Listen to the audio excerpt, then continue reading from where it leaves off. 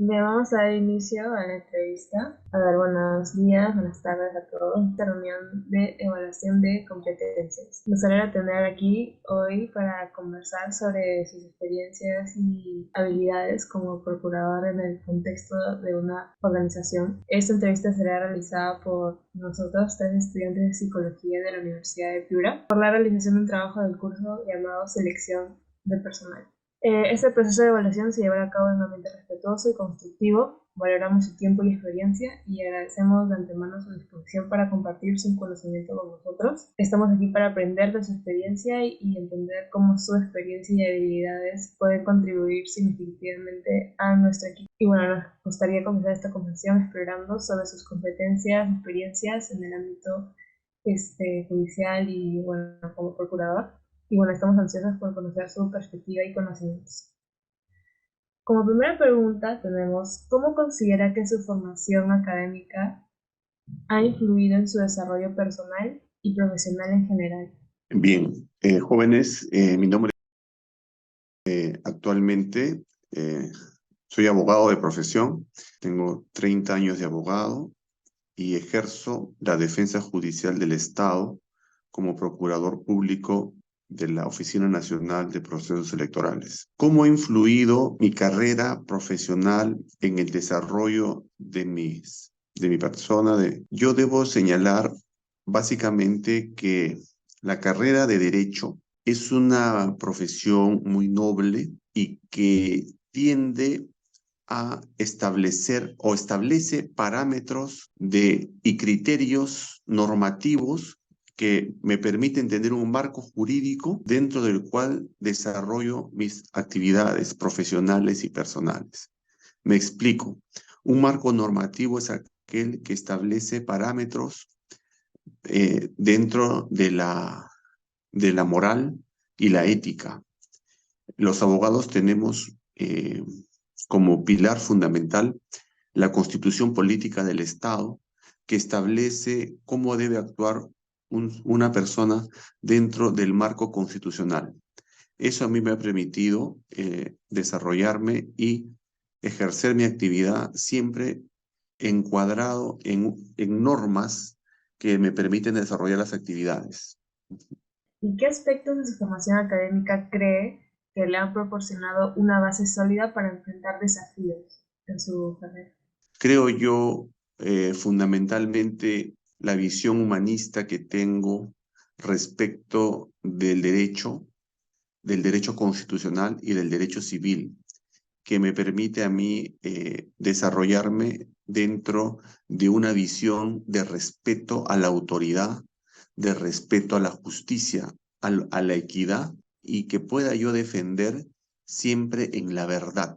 Los abogados tenemos una máxima y un principio, bueno, que data del colegio profesional, que establece el orabund causas melius, lucha por las causas justas. Y mi alma mater tiene un eslogan, una visión que es Veritat Liberavit Vos, que significa que la verdad os hará libres. O sea, mi profesión me ha permitido, como he señalado, en el marco normativo del debe ser. Las normas y el derecho implican un debe ser. El debe ser significa que el desarrollo de nuestra personalidad está enmarcado al bien común. Y el bien común es lo que regula el derecho. El derecho es un conjunto de normas y principios que regula la actividad de los hombres y tiene como fin la justicia. Entonces, mi profesión como abogado siempre, en particular en el derecho constitucional, siempre tiene una jerarquía que se basa en el debe ser, en el querer. Y eso a mí me obliga, me inspira a actuar siempre buscando el debe ser, o sea, la justicia y la equidad. Bien, gracias. Y bueno, ¿cuál ha sido el logro más destacado o el aprendizaje más valioso que ha obtenido a lo largo de su formación académica? Bueno, yo he tenido la oportunidad de hacer una maestría en Derecho Civil en la Universidad Católica, que me ha permitido también establecer qué es lo que yo considero en mi formación profesional y que me ha permitido desarrollar la función, creo yo, en virtud a un principio, que es la presunción de veracidad. Esa maestría en Derecho Civil me ha dado una visión normativa de lo que yo considero que debe ser, una visión humanista del respeto a la ley y del respeto a la Constitución y sobre todo el respeto a la verdad material de lo que inspira a un abogado. Y bueno, ¿qué aspiraciones profesionales tiene para el futuro? Bueno, yo creo que el haber sido designado procurador público de una institución pública es un reconocimiento muy importante que cualquier abogado se siente honrado por haber el Estado peruano otorgado ese privilegio de defender los intereses del Estado, donde me ha permitido ver distintas materias como son civil, materia penal, materia constitucional, arbitrajes.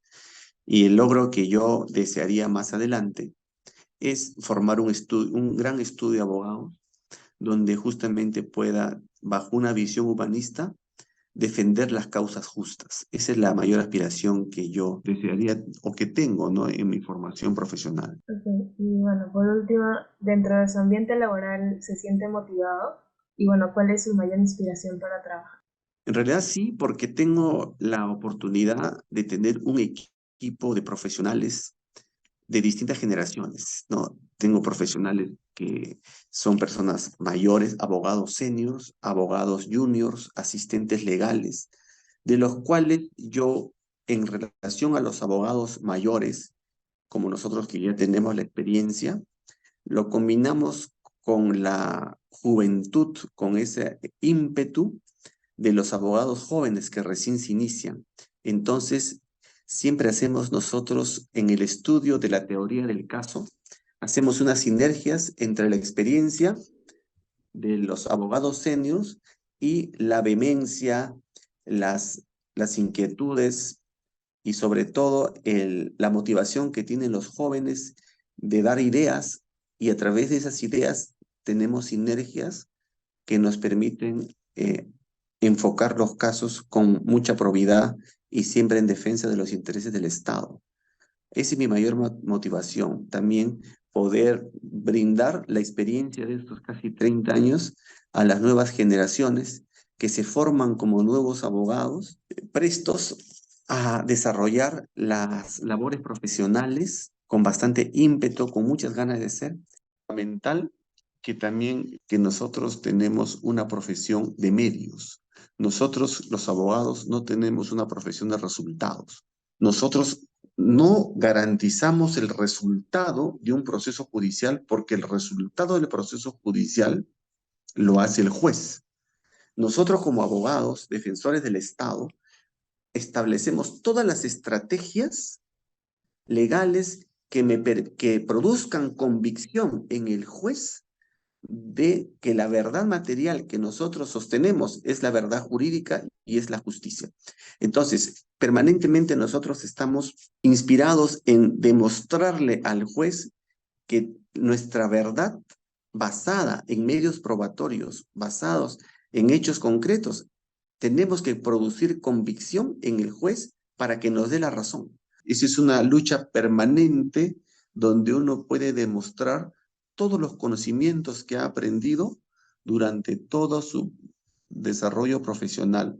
Dentro del punto de vista académico, esa experiencia me permite abordar una teoría del caso y poder obtener un resultado favorable.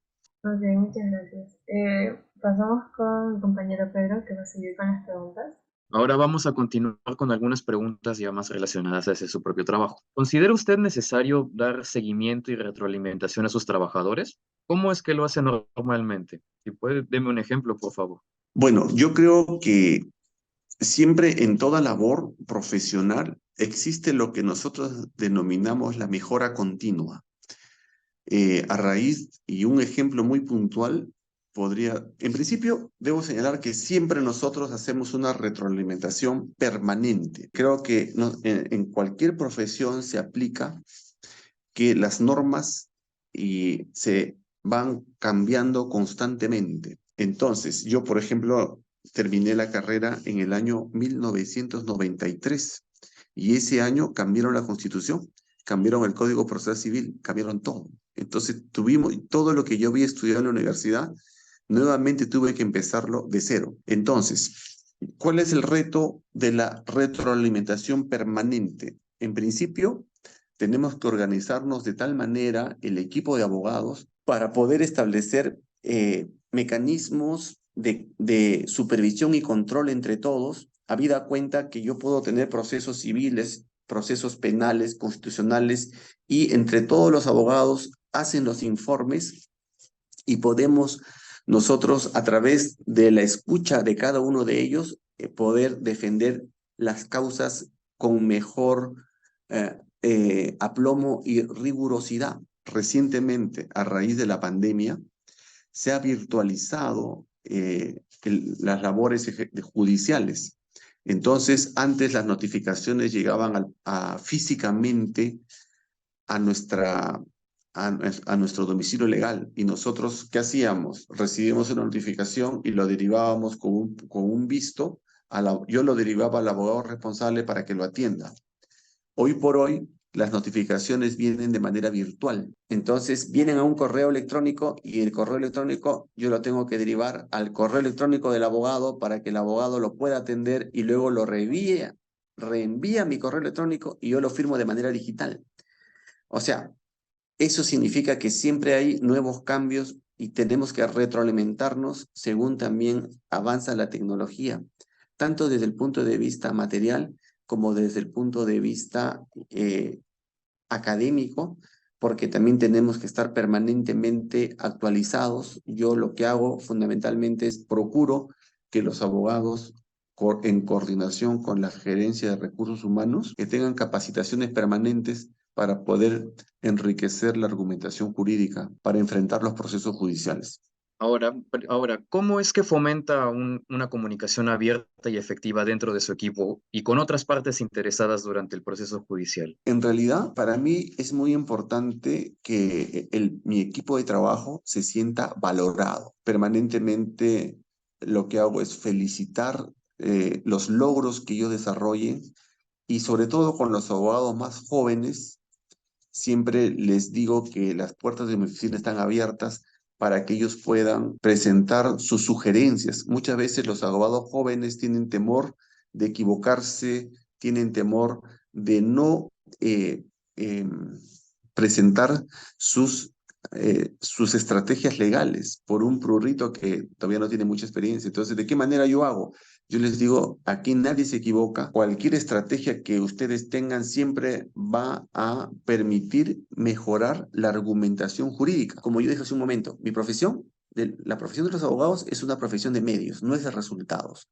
En la medida en que yo tenga distintas estrategias y sobre todo, siempre nosotros nos ponemos como equipo de abogado, al establecer una estrategia de defensa, yo le digo al abogado, tú vas a ser del juez, tú vas a ser del fiscal, tú vas a ser de la otra parte. Entonces, argumenta cómo sería si tú fueras la otra parte.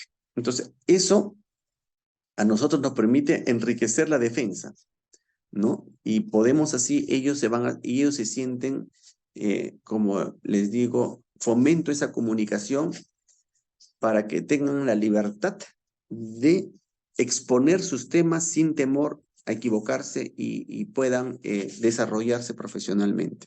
Pues, ¿me puede compartir una experiencia en la que haya resuelto algún malentendido o discrepancia mediante una comunicación clara dentro de su ambiente laboral? Bueno, efectivamente, el ser el gerente del área, o procurador, y tener personal a mi cargo, las personas, cada uno es un mundo. Entonces, cada uno trae a mi despacho una problemática particular, ¿no? Hay personas que se sienten desvaloradas, otras personas tienen exceso de valoración, otras personas se sienten victimizadas. Entonces, un ejemplo concreto que me pasa a mí, por ejemplo, yo he designado 2 abogados jóvenes que ellos tienen que controlar los plazos procesales. Ellos son los abogados coordinadores que alertan a los abogados senior sobre el cumplimiento de los plazos. Pero ¿qué pasa? Que los abogados seniors no lo ven ellos como una alerta, lo ven como una fiscalización. Y se sienten ellos invadidos y piensan que como un abogado jovencito les va a dirigir o les va a dar órdenes. Entonces se produce un conflicto. Entonces, la experiencia que tengo, yo llamo a los abogados seniors y yo les digo, mírense, y llamo al abogado junior y les digo que aquí los abogados junior no están fiscalizando. Lo que están haciendo ellos es más bien colaborando con los abogados seniors, alertándoles sobre el cumplimiento de sus actividades para que no se les vaya a pasar algo. Los abogados senior, por la experiencia que tienen, ellos desarrollan la argumentación jurídica, ¿ya? Para poder preparar la teoría del caso y exponerlo ante el juez. Los abogados junior lo que hacen es suministrarle a los abogados senior toda la información para que ellos puedan sustentar mejor la defensa. Pero ¿qué veo? Que el conflicto se genera porque los abogados senior se sienten avasallados o fiscalizados por abogados mucho más jóvenes. Entonces, yo he tenido que resolver ese conflicto señalando que ellos no los están fiscalizando, sino lo que están haciendo es contribuyendo con su labor, dándoles alertas para el cumplimiento de los plazos procesales, ¿no? Entonces, ahí se generan malos entendidos y yo tengo que superar estos temas con el equipo de trabajo y de acuerdo, jóvenes, a la personalidad de cada abogado, porque cada abogado tiene una personalidad muy distinta y perciben las cosas de la forma en que ellos han sido formados, ¿no? Hay abogados que son más contestatarios, otros son más dóciles, entonces hay que saber llevarlos de la mejor manera para que también todos finalmente se sientan valorados, porque yo he descubierto, finalmente también puedo señalar, la palabra que otorga el jefe, en este caso, es muy determinante para el personal. Una valoración de mi parte positiva o negativa repercute en el subordinado de una manera muy importante. Entonces los jefes tenemos que tener mucho cuidado al hablar. Una descalificación puede ser muy desmotivador para el empleado. Entonces, a mí he aprendido a tener mucho tino al momento de observar los errores, pero sí me permito elogiar los triunfos o elogiar las cosas positivas que ellos desarrollan. Entiendo. ¿Y cómo maneja las diferencias de opiniones o los conflictos dentro del equipo normalmente? A ver, es muy diverso, ¿no? Es muy diverso. Siempre yo exhorto a que las opiniones se respetan, ¿no? Muchas veces, aunque aunque el equipo no lo diga de palabra, muchas veces las opiniones cuando son discrepantes tienden a generar conflicto. Entonces, ¿cómo manejo? Yo le digo, bueno, cada opinión es importante para mí, aun cuando discrepen. Así yo manejo el tema. O sea, siempre yo les exhorto a que expresen sus opiniones, siempre teniendo la prudencia de decir que es una opinión, sobre todo en el campo de las letras en que ustedes, los psicólogos y nosotros los abogados manejamos, no existe una verdad absoluta. Cada uno tiene una interpretación de las cosas según su experiencia, según su formación académica y según su formación personal, profesional, tiene una manera de ver las cosas. Entonces, lo importante, y yo manejo este tema estableciendo que nadie está equivocado. Todas las opiniones son válidas y finalmente el que decide soy yo. Yo convoco a muchos y muchas veces también procuro no ser autoritario. También tengo 3 opiniones a favor, una en contra. Entonces, muchas veces me inclino, pues, donde si son 3 personas que opinan de esta manera y hay una que opina lo contrario, entonces yo soy el que decide finalmente, ¿no? Y siempre tomo la última palabra, pero siempre trato de decirles al personal que en el supuesto que yo no coja su opinión, no significa que está mal, simplemente es un criterio mío, un criterio personal. Finalmente, el jefe del área es el que suscribe los documentos y como tal tiene la responsabilidad al final de sustentar esa opinión ante el superior. Entonces yo, para suscribir esa opinión, yo tengo que estar convencido de que eso, porque esa opinión finalmente yo la voy a sustentar. Si una opinión a mí no me convence, ¿cómo después yo la sustento? Ante los superiores, ante mis supervisores, ¿no? Ante el Consejo de Defensa del Estado. Entonces, o ante cualquier auditoría, yo tengo que decidir la opinión de la cual yo esté convencido y me satisface, porque yo soy el que suscribe finalmente el documento y yo voy a ser quien en última instancia va a tener que sustentar esa tesis o esa opinión. No sé si he sido claro. Yo creo que ha sido claro, aunque también me pregunto, dices, ¿cómo es que se asegura que todos los miembros del equipo logren estar alineados con los objetivos y metas de los proyectos? En realidad, yo primero tengo que establecer un plan estratégico. Un plan al iniciar el año, cuáles son mis metas y cuáles son mis objetivos. Entonces, yo recojo todas las opiniones del personal y establezco un plan.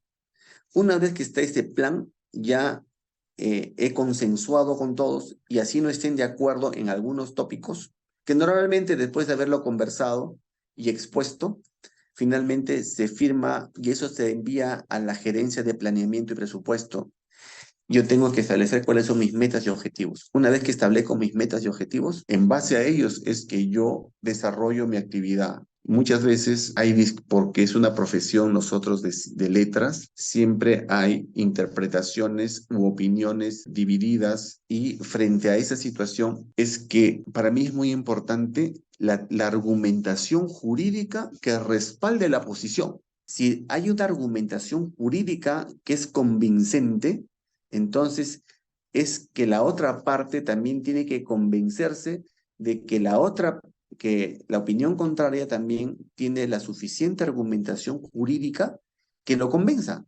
Y realmente tratamos de hacerlo, ¿no? Pero como digo, siempre es importante no descartar y no descalificar las opiniones de las personas, ¿no? De los empleados frente al jefe, ¿no? Y entonces, ¿puede proporcionarme algún ejemplo de algún momento en el que haya reconocido o recompensado el buen desempeño de los miembros de su equipo? Permanentemente, cuando muchas veces una argumentación jurídica desarrollada por el equipo ha sido respaldada por el Poder Judicial, ¿no? Si ha sido respaldada por el Poder Judicial, eso sí, entonces de esa manera yo también felicito al empleado que su argumentación jurídica, que fue finalmente ratificada por mí como jefe del área, ha sido amparado en una sentencia que muchas veces constituye una jurisprudencia que sirve para otros casos, ¿no? Eso es lo que normalmente nosotros hacemos. Vamos con otra pregunta. Entonces, A ver. digamos ante situaciones de presión que seguramente ha pasado. Cuéntame Como, alguna situación en la que haya tenido que pensar en soluciones rápidas para algún problema urgente. como ejemplos deseas, lo que pasa, por ejemplo, hay situaciones de embargos de cuentas institucionales, hay situaciones de denuncias que nosotros tenemos que actuar de manera inmediata. Por ejemplo, en el Colegio de Abogados se produce una denuncia, hay personas que están utilizando logos institucionales y nosotros tenemos que actuar de manera inmediata y tenemos que en ese momento juntar a los especialistas de determinada área. En el campo del derecho tenemos abogados especialistas en derecho penal, en derecho constitucional, en derecho civil, en arbitraje. Se produce una situación de conflicto, yo tengo que reunir a los abogados del área, primero del área de la especialidad, para para afrontar el conflicto que se pueda generar. Sin embargo, a veces también pido opiniones a abogados de otras especialidades para que puedan complementar la función, porque yo tengo un conflicto de orden penal, pero ese conflicto de orden penal que se puede suscitar por una gresca, por una denuncia, por una intervención en determinadas instituciones, también tiene una arista constitucional, ¿Por qué motivo? Porque quiero ver si durante esa intervención se han respetado derechos constitucionales de las personas, se ha respetado el derecho a la libertad, que no tiene que ver con el mismo tema de conflicto.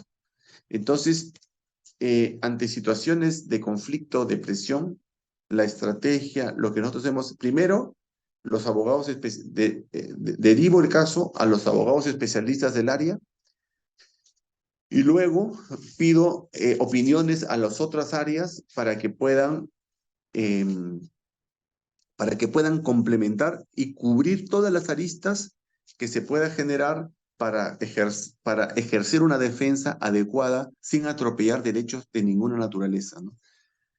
Eso es lo que nosotros desarrollamos. Mi siguiente pregunta era si ha tenido alguna experiencia lidiando con situaciones imprevistas o de contingencia en el trabajo.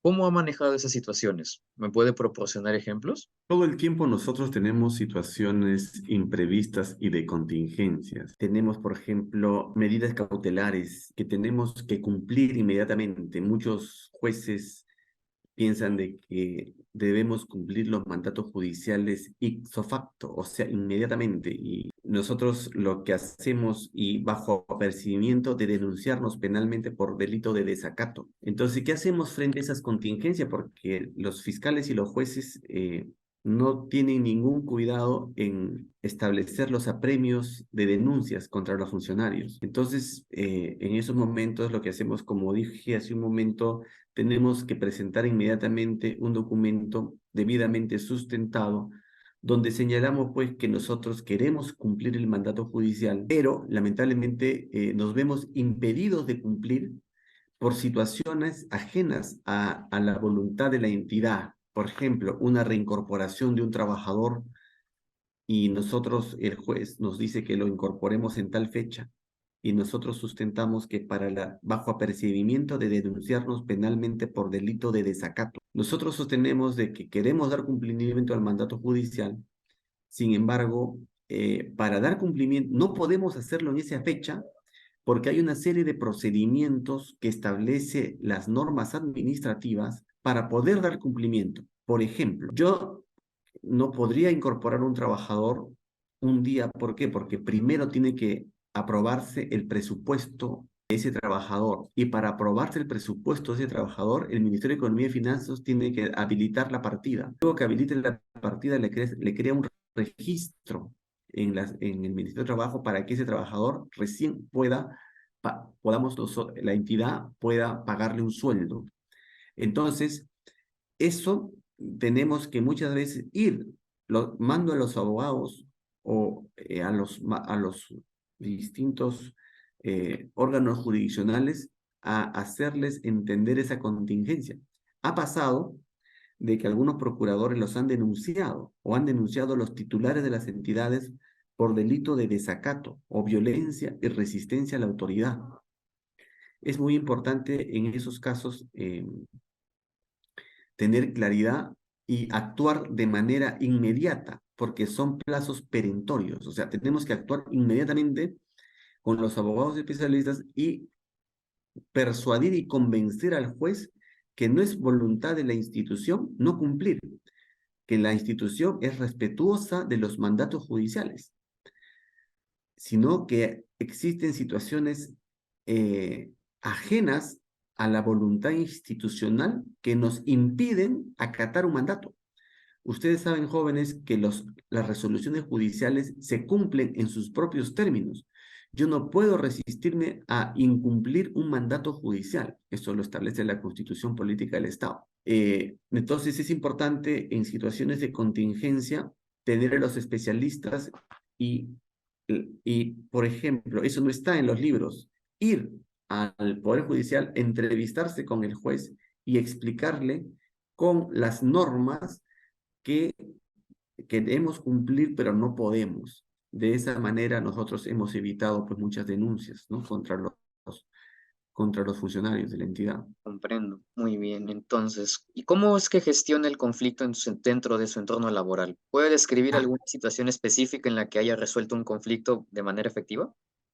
Bueno, hace un momento, no sé si la pregunta es parecida, pero hay muchos conflictos que se generan La vez pasada, hace un momento, establecí que había conflictos que se generan entre los abogados juniors y los abogados senior, que muchas veces los abogados seniors se sienten avasallados o se sienten fiscalizados por abogados mucho más jóvenes y que ellos creen que tienen una experiencia mayor, como en efecto tienen mucha experiencia, pero estos conflictos no solamente se producen entre ellos, también se producen entre los propios administrativos, entre los propios asistentes legales, que sienten, muchas veces piensan que uno tiene más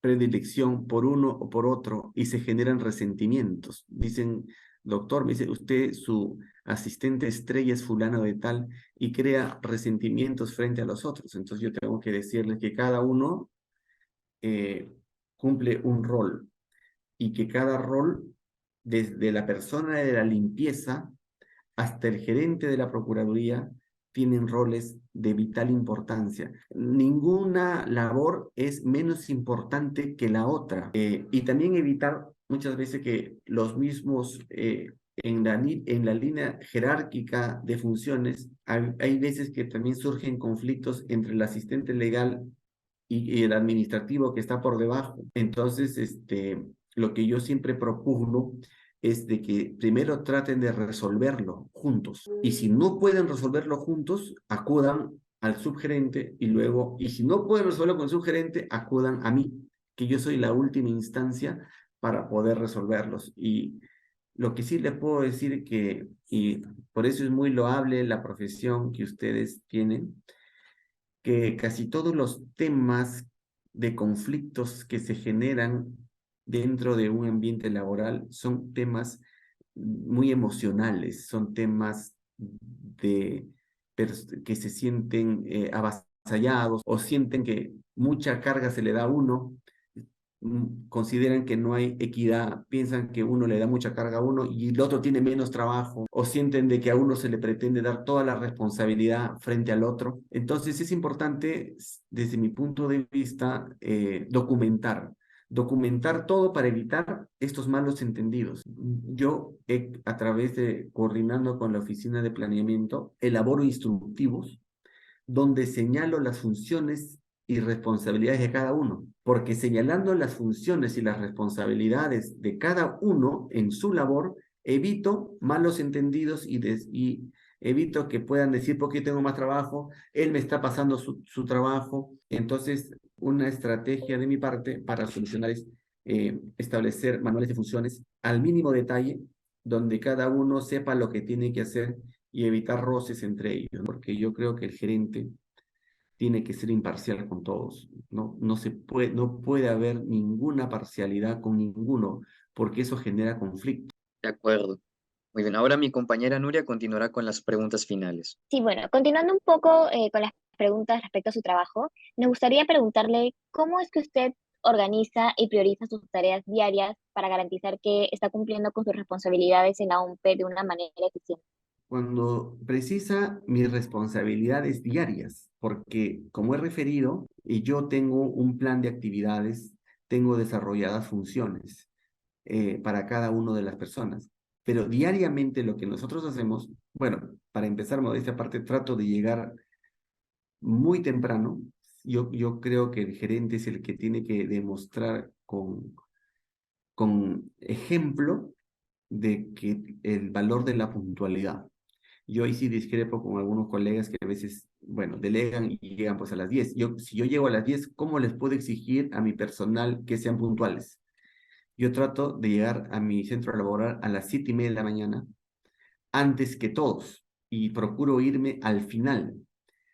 ¿Qué hago al inicio? Por ejemplo, llamo a mis asistentes legales y les pido que me den el rol de audiencias. El rol de audiencias que se va a desarrollar a lo largo de todo el día. Entonces, de esta manera yo me aseguro de que todos los abogados vayan a asistir a sus audiencias y puedan ellos generar una defensa eficaz del Estado. Imparto instrucciones al personal administrativo para que estén atentos a los links. ¿Por qué? Porque así como ustedes me han mandado un link para que yo ingrese, los jueces mandan link al correo institucional de la OMPE, donde tenemos que entrar a ese link a la hora indicada. Si yo me demoro un minuto, ya el proceso se archiva en mi contra, y eso es algo muy nefasto porque puedo perder un proceso judicial. Entonces, instruyo a mi personal administrativo que estén en coordinación permanente con los abogados seniors para que puedan asistirlos en el ingreso al link, para que ellos puedan estar en la hora en sus audiencias. Para esto, como digo, a las 7:30 de la mañana pido reportes de todas las actividades que vamos a tener en el día. Por ejemplo, otro ejemplo fundamental es cuando nosotros recibimos un documento para poder contestar una demanda, para poder resolver una denuncia, el Poder Judicial y el Código Procesal Penal y el Código Procesal Civil, que son nuestras estrategias, nuestras armas, nos establecen plazos. Yo tengo 5 días para contestar una demanda. Entonces, el día es que mis asistentes administrativos me envían la relación de las audiencias y la relación de los expedientes que se van a vencer, solamente con el único fin de cotejar que todo ya se haya cumplido. No es que espero el último día, sino que el día anterior verifico que ya todas las demandas estén debidamente absueltas. De esa manera ese es mi día a día. Mi día a día es establecer en las mañanas las audiencias que tengo para desarrollar en el día. Tengo audiencias civiles, penales, constitucionales, arbitrajes. Entonces, en muchas de ellas yo también tengo que participar, en las que son de mayor trascendencia para la entidad. Claro, qué Básicamente, importante lo que menciona, lo de la puntualidad y de enseñar con el ejemplo a los demás. Eso es muy, muy importante para resaltar. Y un poco relacionado al último que mencionó sobre los plazos de tiempo que tiene para responder, ¿podría proporcionar algún ejemplo en específico de una situación en la que haya cumplido con plazos ajustados de una manera eficiente? en realidad, Nuria, si yo no cumplo con contestar o en términos judiciales absolver un requerimiento judicial dentro del plazo, eso constituye una defensa deficiente. O sea, no tengo opción de no hacerlo dentro del plazo. O sea, y para eso es que he implementado todos los canales. O sea, no hay forma que yo no pueda contestar dentro del plazo sin incurrir en responsabilidad administrativa disciplinaria.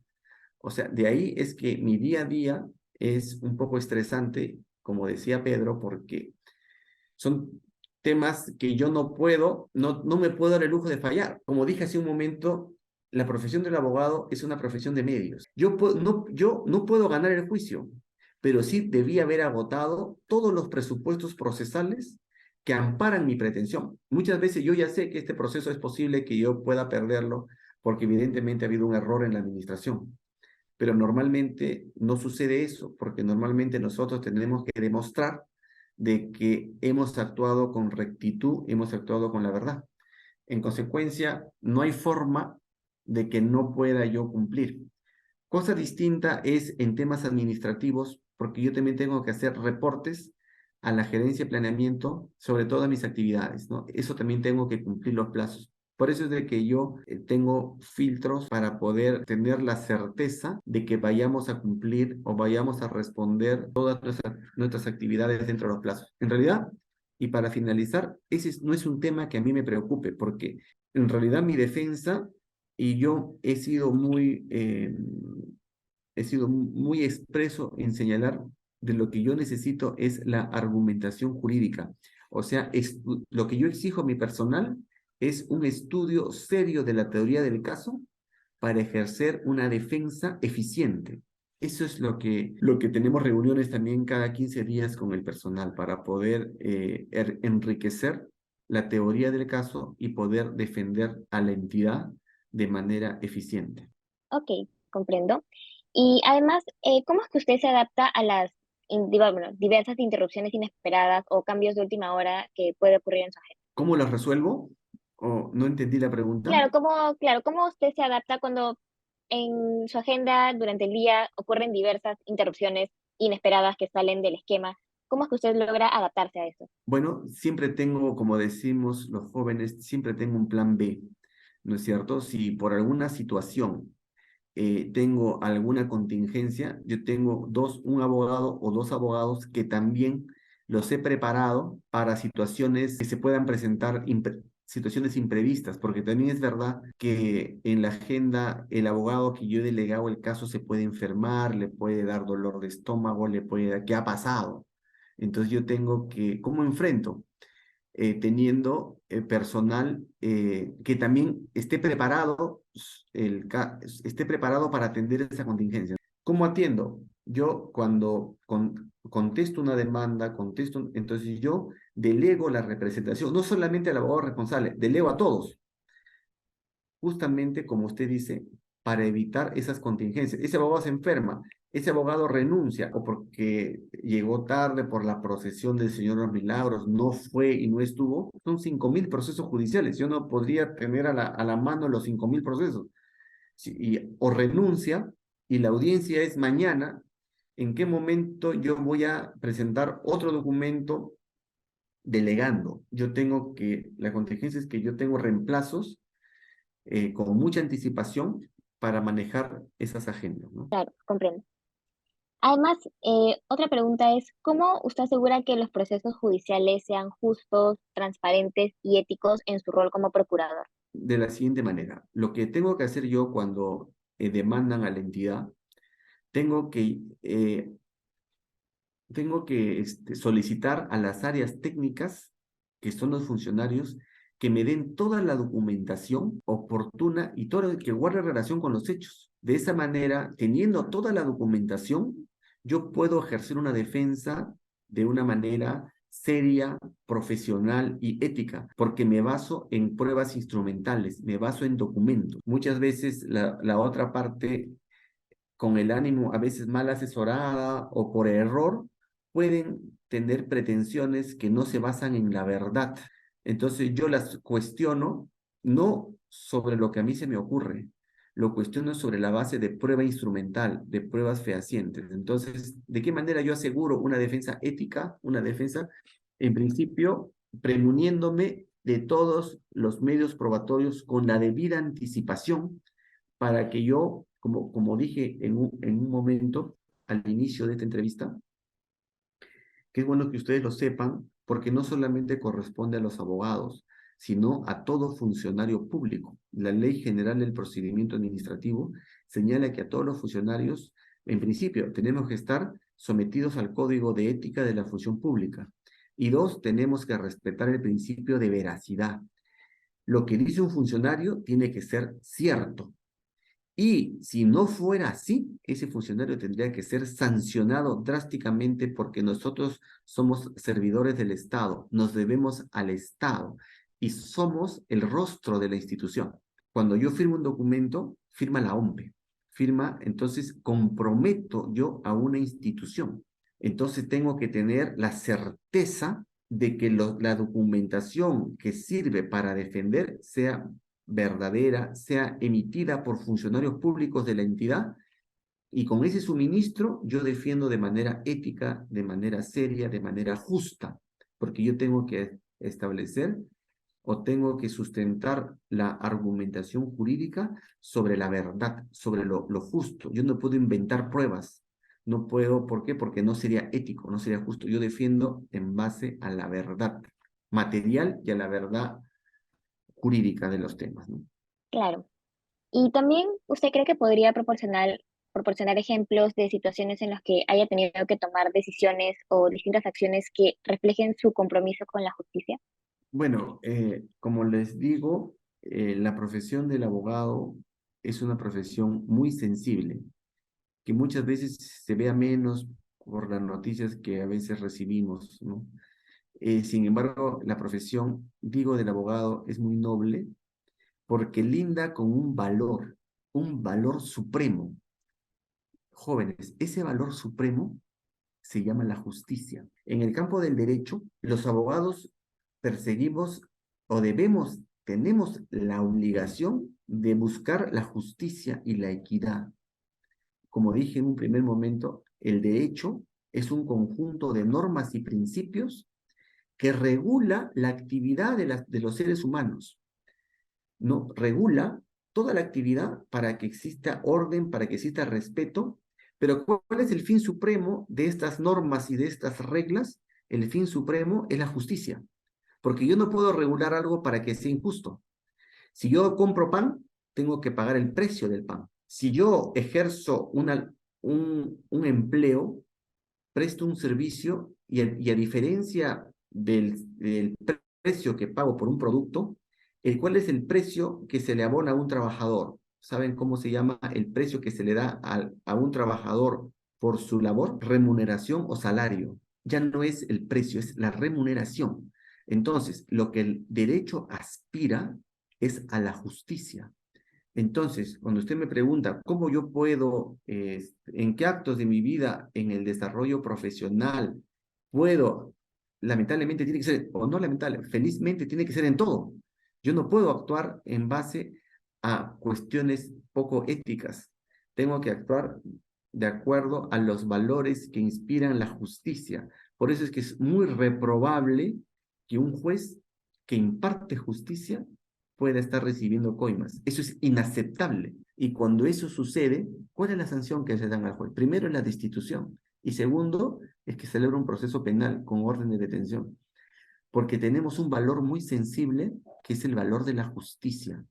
Eso nos inspira a todos los abogados. Entonces, nosotros tenemos que, en el desarrollo de mis actividades, tengo que hacerlo de acuerdo a ley, de acuerdo, y nosotros tenemos reglamentos, tenemos directivas y tenemos directrices que tenemos que adecuarnos a esas directrices y reglamentos para encuadrar nuestras conductas dentro de esos procesos. Entonces, cada labor que yo hago, tengo que encuadrarlo. Que me puedo equivocar, como cualquier ser humano, ¿no?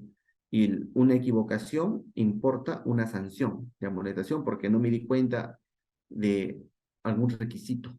Pero nuestro deber es actuar con rectitud de conciencia, con equidad y con justicia. Ok, muchas gracias. Esas fueron todas las preguntas y bueno, primero queremos agradecerle sinceramente por compartir sus diversas experiencias y conocimientos con nosotros el día de hoy. Y la verdad es que nos ha proporcionado valiosa información sobre sus distintas habilidades, bueno, sus competencias, sus experiencias y bueno, sus experiencias relevantes para el puesto en el que usted está ocupando en este momento. Y su participación, bueno, ha sido fundamental para ayudarnos a nosotros a poder comprender cómo su perfil es que se alinea con las necesidades de la organización en la que usted labora. Y la verdad es que estamos bastante impresionados por sus distintas capacidades y todo lo que nos ha mencionado el día de hoy. Y esto también demuestra bastante su capacidad para liderazgo, como lo ha podido a lo mejor ver o escuchar en las preguntas, su capacidad para liderazgo, la resolución de problemas, el trabajo en equipo, bueno, entre otras habilidades, lo cual es bastante crucial para el éxito realmente de cualquier organización. Y bueno, nada, le agradecemos nuevamente por participar en nuestra entrevista y responder a todas nuestras preguntas. Gracias. Qué ocurrencia, ha sido un gusto poder compartir con los jóvenes porque aquí también se produce lo que ustedes me preguntaron, una retroalimentación, porque es importante también escucharlos, sus necesidades, sus interrogantes, que nosotros también como mayores nos ayuda muchísimo esa retroalimentación y sobre todo, como digo, los abogados jóvenes siempre a nosotros nos inspiran a seguir adelante y sobre todo porque somos un modelo para ellos, ¿no? Los que estamos mayores y que ya estamos, yo considero que tenemos esa gran responsabilidad porque ellos nos miran a los adultos y están atentos a que actuemos bien, ¿no? De acuerdo a la ley. Gracias a ustedes. Un gusto verlos. Muchas gracias. Ya, Gracias igualmente. hasta luego.